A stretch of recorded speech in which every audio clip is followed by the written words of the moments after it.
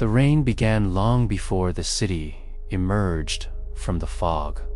Thomas Graye watched through the window of the cab as distorted light passed by, bleeding into the mist like bruises. He had been traveling for hours, exhausted from missed connections and bad coffee.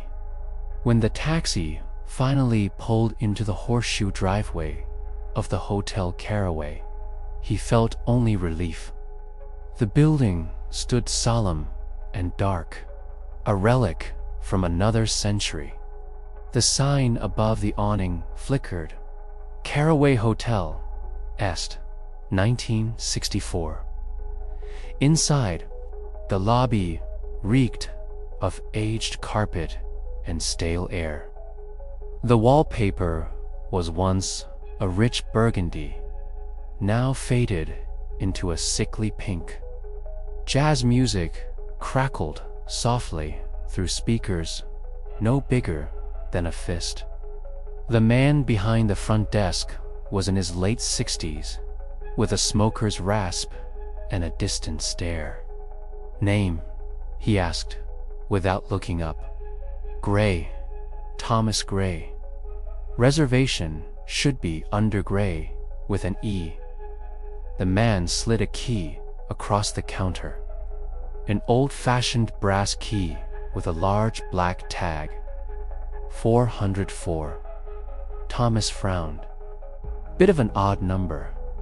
Doesn't the fourth floor skip from 403 to 405? The man blinked slowly, then gave a rehearsed smile. "You must be thinking of those modern hotels that skip the 13th floor. We don't play those games here, Mr. Graye." The elevator wheezed as it took him up. The ride was slow and jerky, like the building resented him. On the fourth floor, a long hallway stretched in both directions, lit only by weak sconces. At the far end, nearly blending into the wall, stood a narrow wooden door with 404 etched into a brass plate. The door creaked open without resistance. The air inside was cold, unnaturally so.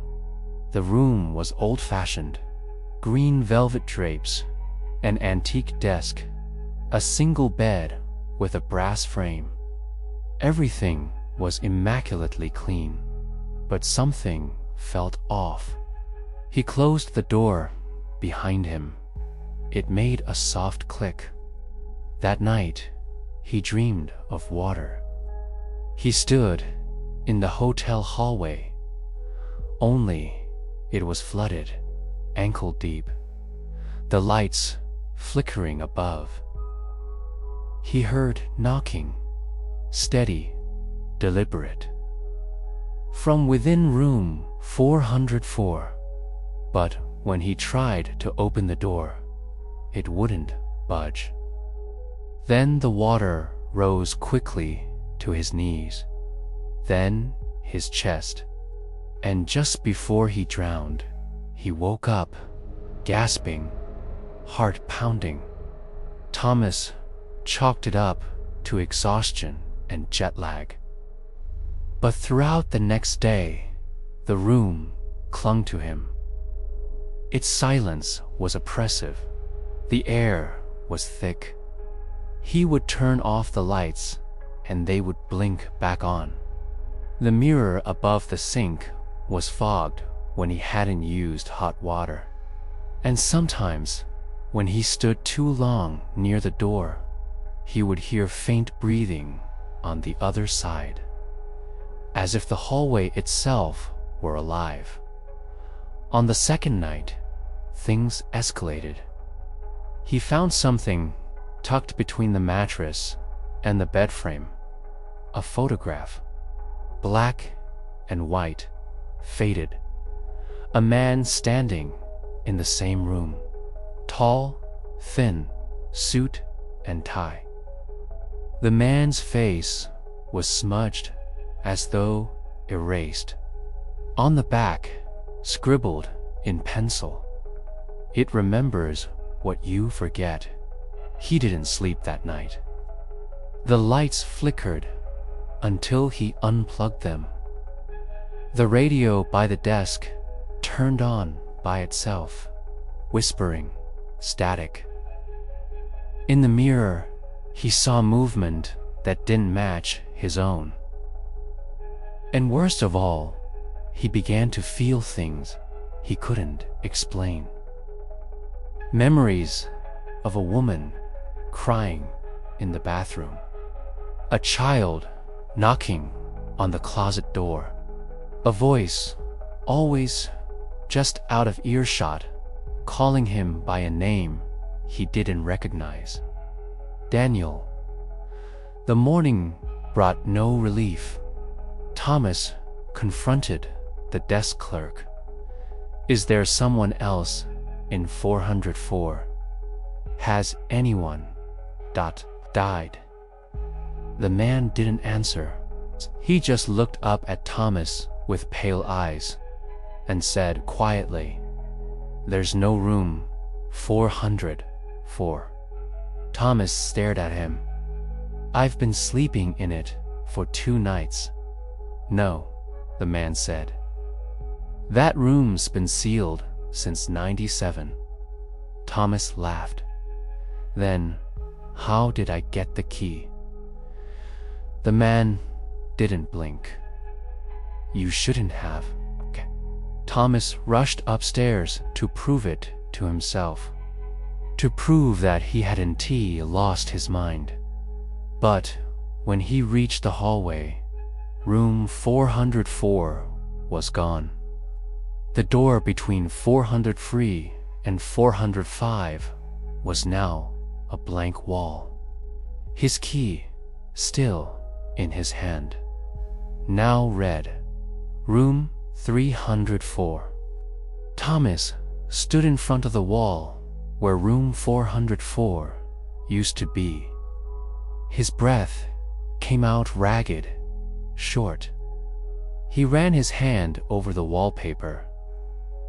It felt smooth, freshly painted, as if the door had never existed. He looked at the brass key in his hand again.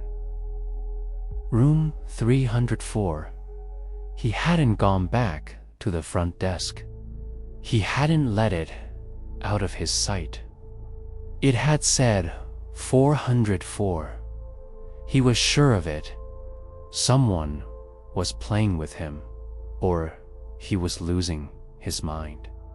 Back in his new room, minus 300 for now, apparently. Thomas paced the floor. The space was nearly identical to the old one, but emptier. Less character, less noise. That oppressive coldness was gone. And yet, it followed him. That night, as he sat on the edge of the bed, a knock echoed through the room. Thomas stood, unsure whether he was still dreaming. The knock came again, louder. He pulled the closet door open. Empty. The air inside was colder than the rest of the room. His breath fogged. A whisper brushed the back of his neck. He turned fast. Nothing. But the mirror across the room showed something different. In the reflection, the closet wasn't empty. A man stood inside, his face blurred and twitching like a corrupted video. Thomas spun back toward it. Nothing. The mirror was lying, or the room was, or he was. By morning, Thomas felt frayed. Coffee didn't help. The sunlight coming through the window seemed dimmer than it should. Even the street noise below sounded distant, like it was being filtered through water. He walked to the library, 2 blocks away. He needed answers. He searched newspaper archives, death records, anything linked to Hotel Caraway. It didn't take long. Between 1965 and 1997, 9 guests had been found dead in the hotel, always alone, always in uncertain circumstances. 2 suicides, 3 heart attacks, 1 drowning in a bathtub with no water. The rest were simply labeled unexplained. Then came the fire in room 404, 1997. A woman named Mara Delaney, schoolteacher from Chicago. No sign of accelerants, no electrical faults. Her body was found completely burned, but the room itself was untouched. The case was ruled inconclusive. The room was sealed. No one spoke of it again, except an old forum post on a paranormal website archived in 2002 read. They say, room 404 didn't catch fire. It ignited her from the inside. And if you stay too long, it'll start rewriting your memories, making space for someone else. Another reply, it doesn't kill you. It replaces you. Thomas slammed the library book shut. He knew what he had to do. That night, he wandered the halls of the hotel again, searching for signs of 404. He traced the wall between 403 and 405, pressed on the wallpaper. Nothing. He even knocked. Silence. Then a knock came back. Once, twice, 3 times. Then a click. The outline of a door flickered into view under his fingers. Like a mirage, like the wall was only pretending. The key, the original key, pulsed warm in his pocket. When he pulled it out, the brass tag now read 404 again. He inserted it into the invisible lock, turned. The wall dissolved. Room 404 was there. The lights inside were dim, flickering with an amber glow. Dust swirled through the air like ash. More worn, like time had passed differently inside. Or maybe not at all. He stepped in. The door closed behind him without a sound. Inside, nothing moved, yet everything felt awake. The mirror was no longer foggy. It was black, not like a reflection, but like an open hole. And when Thomas looked into it, he saw himself, but not as he was. This version of him had sunken eyes, skin too pale, and a smile stretched too wide. His reflection raised a hand, but Thomas hadn't moved. Then it mouthed a word. "Stay." The room groaned. Thomas stumbled back, knocking over the desk lamp. As it hit the ground, the walls flickered. Briefly, the wallpaper peeled away, revealing scratched writing beneath. She lives in the mirror. It remembers pain. You are the next story. The window showed nothing outside, only static. No city lights, no street below. Just swirling noise. Then came the voices. Dozens, layered over each other, like overlapping recordings. One said, "Don't forget me." Another, "I gave her my face." And another, "He's already left. You're all that's left." Thomas pressed his hands to his ears, stumbled to the door, tried to open it, locked. The key was gone. In the center of the room, the bed was no longer empty. Something lay under the sheets. Something breathing. As Thomas backed away, the sheets began to rise, pulled upward by invisible hands. A body sat up, skeletal, hollow-eyed, lips sewn shut. Its head turned slowly toward him. It was wearing his clothes. Thomas screamed, but the sound died before it reached the walls.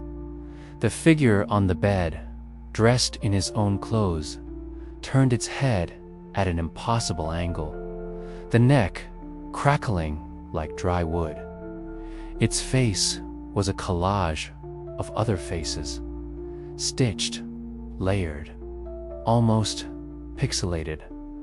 Some male, some female, some ancient. They whispered from within it. Dozens of voices, all clawing to be heard. "Stay," they said. "Stay with us." The floor beneath Thomas pulsed like a heartbeat. The room grew narrower, walls breathing in sync with his fear.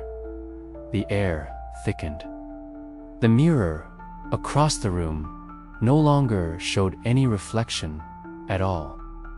Just darkness, swirling like ink dropped in water. Then something stepped out of it. No eyes, just skin stretched tight over sockets.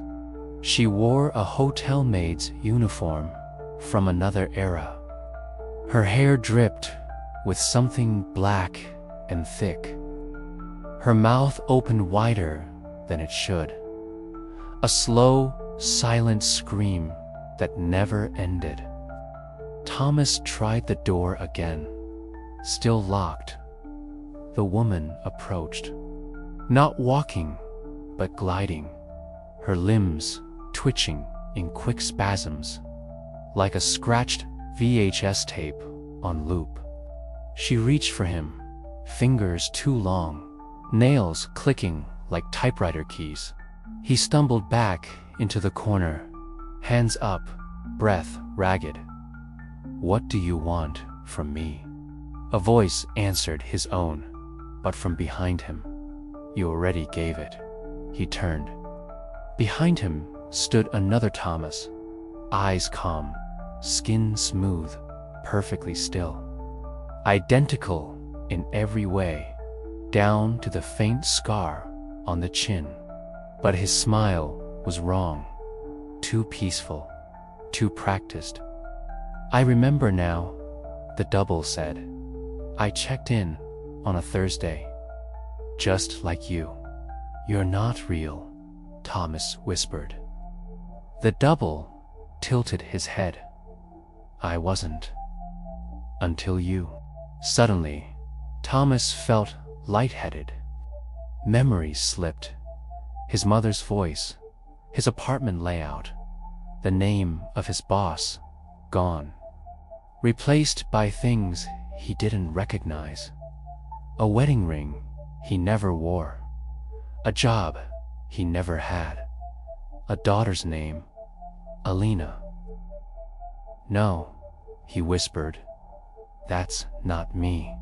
"But it will be," the room whispered. "She lived here before you, and someone lived before her. 1,000 names, traded like cards. On the walls, the wallpaper peeled in waves. Underneath, hundreds, thousands of handprints layered in dust. Some small, like children. The woman from the mirror was beside him now, gently pressing her forehead to his. Her whisper slid directly into his mind. Empty rooms beg to be filled. Thomas felt the room collapsing inward, his body heavy, his thoughts slipping. He reached into his coat pocket, grasping for anything real, anything solid. His fingers closed around the photograph, the one he found under the bed, the man with the erased face. On the back, the words had changed. When the door closes, make sure it's not you on the inside. Thomas ran, not toward the door, toward the mirror. The glass rippled as he plunged into it, cold, thick, like molasses. Screams echoed all around him, past lives tearing at his skin. Names burned into his vision. He crawled through darkness, clawed upward. Then he awoke on the lobby floor, panting, drenched in sweat. The morning sun filtered through the stained glass windows. Guests milled about, unaware. The jazz played again, softly. Thomas stood, trembling. Had it been a dream? He reached into his pocket. No key, no photo, just his wallet and phone. He ran to the front desk. A new clerk stood there, young, polite. "I need to speak to the manager," Thomas said. "I stayed in room 404. I need to know." The clerk gave a polite smile. "I'm sorry, sir. We don't have a room 404.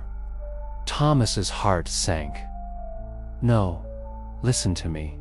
The clerk turned the guest book around. "You checked in last night, sir. Room 304. You just arrived." Thomas stared at the paper. There it was. His signature, fresh ink, dated today. And beside it, in a box labeled name. It didn't say Thomas Graye. It said Daniel Hale. He blinked. The name felt familiar, like something he'd forgotten and almost remembered. A woman's voice echoed in his head. "Come home soon, Daniel." He didn't know who she was, but he felt a tear on his cheek. He didn't remember checking in. He didn't remember his real name. As he left the lobby, he passed by the hallway leading to the elevators. A cleaning cart sat idle. An old maid with pale, eyeless sockets stood beside it. She smiled too wide and nodded at him. "Enjoy your stay," she rasped. Thomas turned, but the hallway was empty. In a city archive basement, a crumbling VHS tape sits unmarked on a shelf. No label, no date, just a flickering title screen. Room 404. Do not copy. The footage begins with static. Then a man, pale, well-dressed, emotionless, looks directly into the camera and says, "Welcome. My name is Thomas Graye. I'll be your replacement this evening."